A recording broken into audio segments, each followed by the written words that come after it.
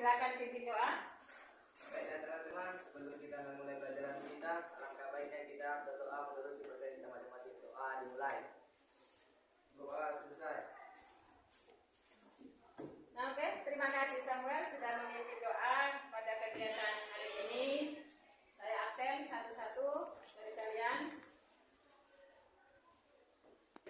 Ya, baik, saya absennya pada hari ini. Amelia, Hadir, Bu. Anasti, Binsa, semua hadir. Tidak ada yang absen ataupun sakit pada hari ini. Ya, kita lanjut materi kita. Buka bukunya. Masih tentang virus. Sudah? Sudah bisa kita lanjutkan kan? Oke.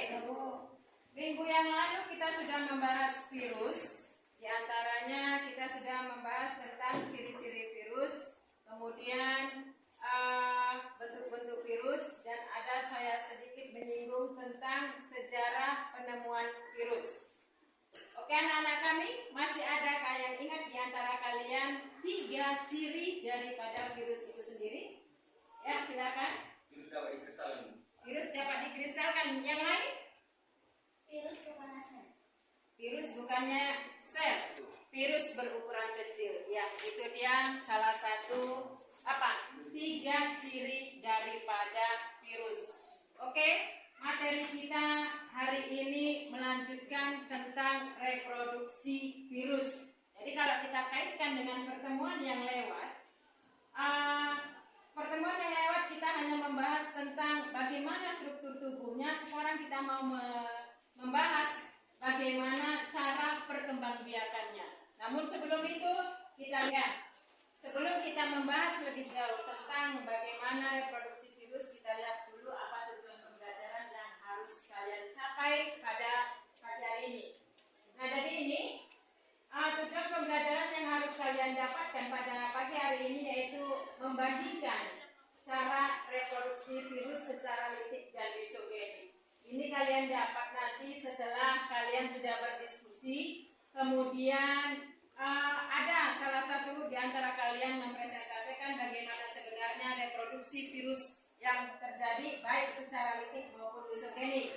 Yang kedua, tujuannya itu adalah menganalisis peranan virus bagi manusia dan meningkatkan peranan virus yang bersifat positif serta mencegah peranan virus yang bersifat negatif. Sekarang kita lanjut materi kita tentang reproduksi yang terjadi pada virus. Jadi kalau kita lihat dari kata-katanya reproduksi, itu berarti virus ini mengalami perkembangbiakan. Dia bisa menyebar dari satu organisme ke organisme yang lain.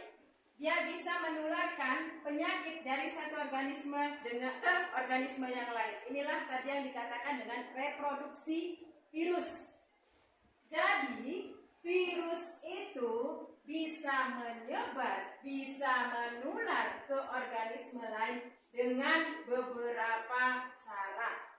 Yang pertama itu bisa dengan cara kontak langsung antara penderita, antara organisme yang sakit ke yang masih sehat. Itu yang pertama. Yang kedua bisa dengan bantuan droplet. Tahu droplet? Enggak. Apa itu droplet? Bisa dari air liur. Ya. Jadi pada virus-virus tertentu, misalnya HIV, ini bisa tertular dari satu orang ke orang yang lain dengan cara menggunakan alat. Yang pertama bisa jarum suntik. Jarum suntik ini dipakai oleh penderita, kemudian dipakai lagi oleh orang yang sehat. Ini bisa memungkinkan terjadinya penularan virus, itu untuk HIV, untuk virus HIV, penyebaran virus. Untuk lebih jelasnya, akan kita lihat dulu tayangan berikut ini mengenai penyebaran virus HIV.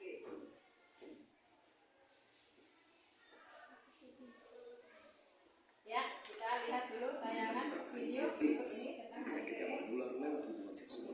Kontak dengan cairan tubuh, kontak darah, dan ASI ini menjadi ketakutan sendiri dalam masyarakat sehingga orang dengan HIV seringkali dijauhi dan direndahkan. Terdapat stigma tertentu di mana seseorang yang terdiagnosis HIV sama saja dengan divonis mati. Tetapi, apakah benar demikian?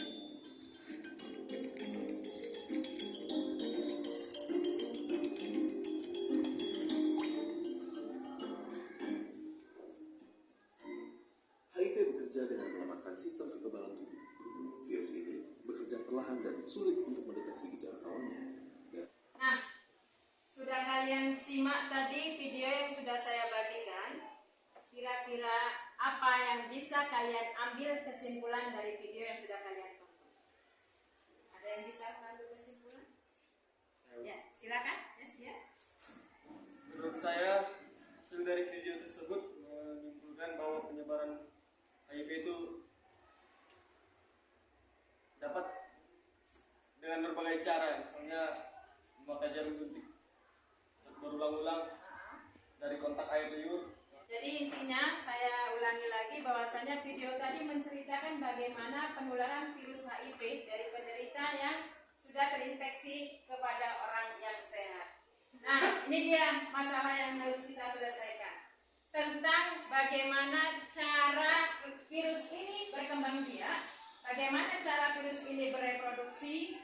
Kita akan pecahkan masalah ini, akan jawab masalah ini dengan diskusi kelompok.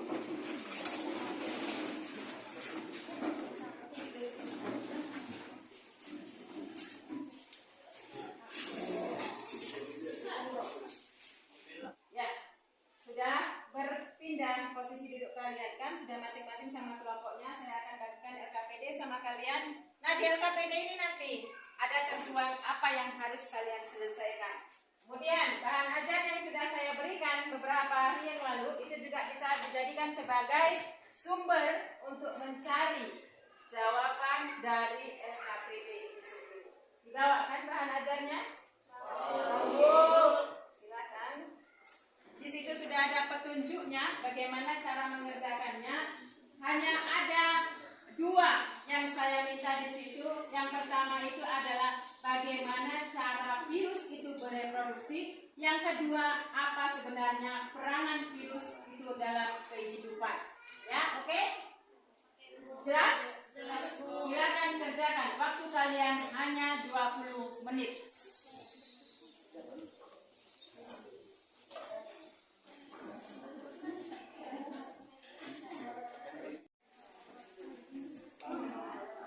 Ya, kelompok 1 ada kesulitan dalam mengerjakan diskusi? Tidak ada? Tidak ada pertanyaan? Ya, oke. Waktu diskusi kita sudah selesai. Sekarang waktu kalian untuk mempresentasikan hasil diskusi kalian di depan. Masing-masing kelompok siapkan moderator dan penyajinya. Oke, sudah? Sudah siap?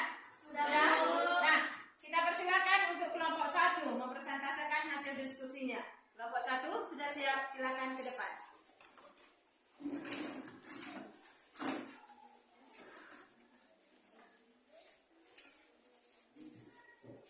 Mau pakai pointer boleh. Ini lasernya di atas ya.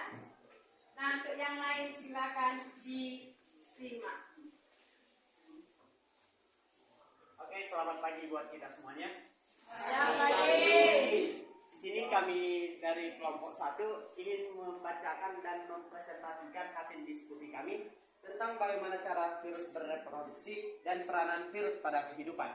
Sebelum itu, izinkan kami memperkenalkan diri kami. Bersama saya, Tim Saratarangan Sumbitonga sebagai moderator dan tim atau rekan saya bernama Deo Devalino Siregar sebagai penyaji atau orang yang mempresentasikan hasil diskusi kami. Tiara Marcamartun sebagai notulis daripada kelompok kami. Gian Kalifi dan Saskia Safraini Tanjung sebagai anggota.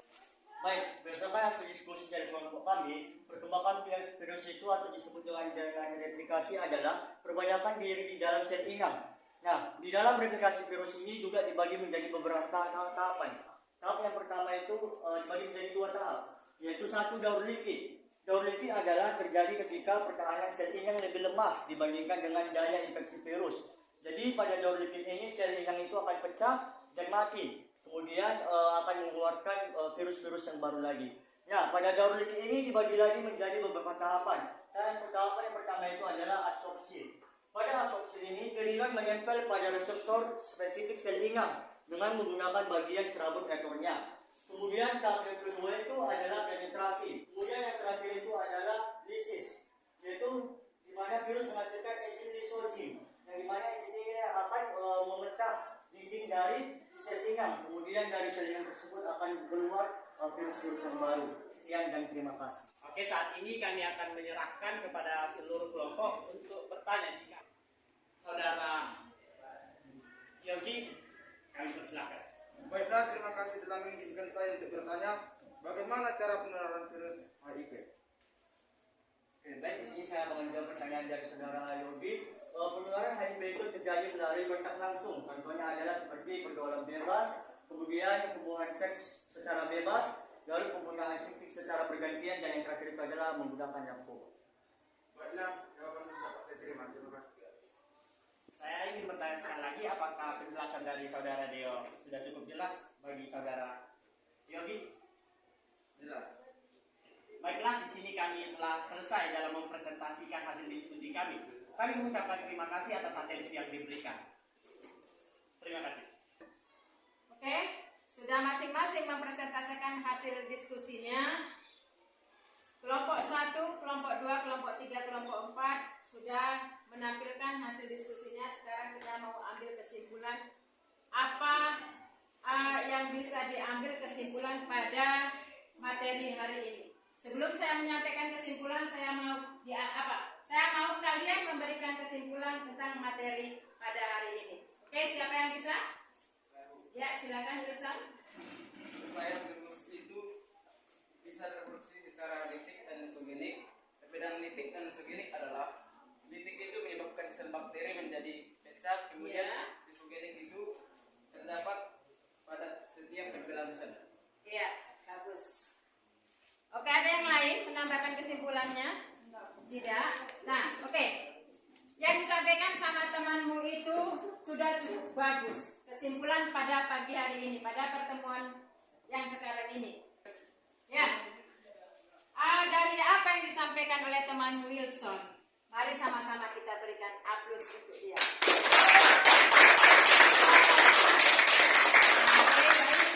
Saya akan memberikan penguatan sedikit untuk bisa mengambil kesimpulan pada pagi hari ini.